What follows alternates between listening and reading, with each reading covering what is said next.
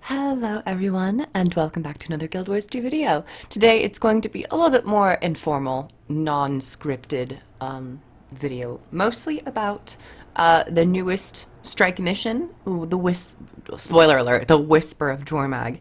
But at this point, if you don't know what it is, it's been like, what, 3 weeks since the episode's been out, so I think it's perfectly fine if I talk about spoilers. But the newest strike mission is the Whisper of Jormag, which we all ended up getting to know in the final instance of the story chapter for episode 2.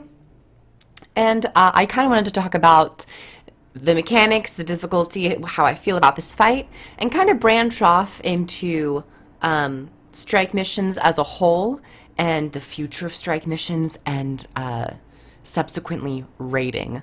I'll get more into that once I finish my little talk about Whisper of Jormag. But just to kick off and to start talking about the Whisper of Jormag, I really loved this fight. Not only do I really enjoy the arena that they created for the Whisper of Jormag, considering that this is a whole new arena that wasn't in the final chapter for the episode, nor is it the same Sanctum arena that they've used for the past 3 strike missions. So I really love the design and overall the icy feel, and I think that it's very befitting of the Whisper of Jormag. In addition to my enjoyment of the arena, I just have to say I broadly really enjoy the mechanics in the fight and the pacing and the difficulty. Before I touch on the actual mechanics, though, I just want to point out that it's really interesting that the Whisper of Jormag is a crate model, and considering that, you know, the crate and humans were in the teaser trailer for Icebrood Saga, it's kind of like, what are they doing here? It's not any, you know, Icebrood Coden or Icebrood construct. It's a crate, and it's slithery and like snake like a crate. It's interesting, I just have to say, but I really like the model. Now to talk about the difficulty and mechanics. This fight, I was going to say, is the most difficult currently, but then I tried to play, I went back today and I tried playing the Bone Skinner, and the Bone Skinner still is one hell of a fight. It's still really difficult, and I think there was a patch note that said reverted the Bone Skinner's difficulty to normal. That could have been for open world, or it could have been for the actual strike mission, but for some reason I feel like the strike mission is so much more difficult than the first time I did it. I don't know why, but I definitely have to say the difficulty scaling of the Whisper of Jormag and the Bone Skinner are probably neck and neck, depending on your party composition. But specifically for the Whisper of Jormag, the fight starts and it's pretty, you know, I'd say manageable.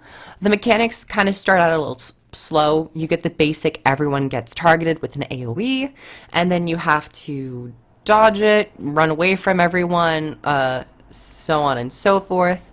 You also have to manage, you know, the attacks that the Whisper of Jormag does, trying not to get too close, trying to stay, you know, at some of the distance so you can dodge if you'd like, but also still trying to stack. That's one thing that I've noticed a lot with the Bone Skinner and Whisper of Jormag. The fight has a lot of mechanics that you end up kind of splitting away from all your friends, and you try to, you know, not kill each other. So I really like that because, you know, back in the day when raiding first started out, everyone was just stacking. There was no smart positioning other than a few mechanics. So I really like that they are kind of like forcing you to kind of like, you know, spread out and manage the arena. They're using the entire arena. And you kind of have to because it's kind of small. But in addition to everyone getting targeted, you have some basic, you know, tornado attacks, blizzard attacks, and this one mechanic where everyone has to kind of stack to split the damage, I believe. And yeah, I think that's what it does. I'm 90% sure that is what it does. I've neither confirmed nor denied this fact, but it seems like that is the case. So there's parts of, like splitting up and stacking for the damage, and then, of course, going back out and trying to not get hit.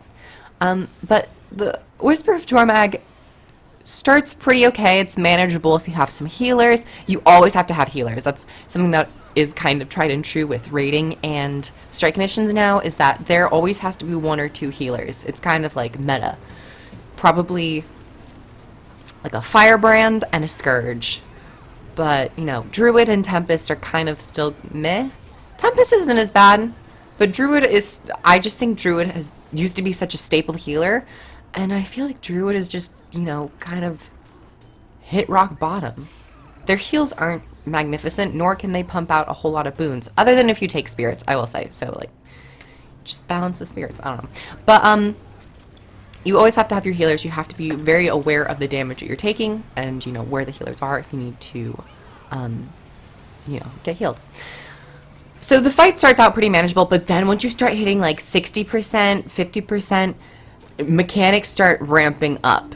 You end up getting phased into another realm where you have to fight your own enemy, your own self. It's very, metaphorical and figurative speech and deep.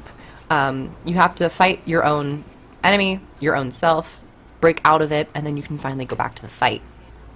In addition to being phased out, I'm pretty sure you can help other players once you finish off your own NPC, and you can go help others with theirs. But in addition to that phase mechanic, there's also a mechanic where 3 or 4 players will be struck with chains. And these chains are very prominent and visible on the battlefield, which I really love. It's not some small effect that you're like, I don't know what that is. They are very thick, purpley, spiky chains. And the purpose of this, I think, is really interesting and cool. And I don't think I've ever seen it in a Guild Wars 2 raid before, where, I mean, there could have been a mechanic on Kadim. Kadim I haven't actually fought, but a couple players will be targeted with these chains, and any player, ally, that passes through a chain perpendicularly where they cross it, they will take a whole lot of damage.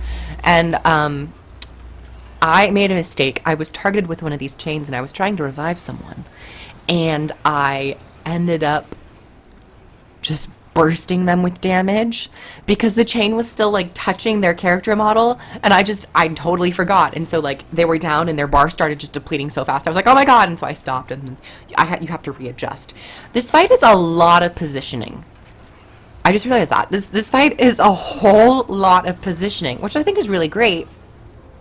That this strike mission is kind of teaching players to, be careful of positioning and where you're at and where your teammates are, and also to remember, if you need heals, try to find a healer and, stack up a little bit, because playing as a healer, it's actually really hard because they're all over the place. So pro tip, once the mechanics are done, stack up together so you guys can get healed.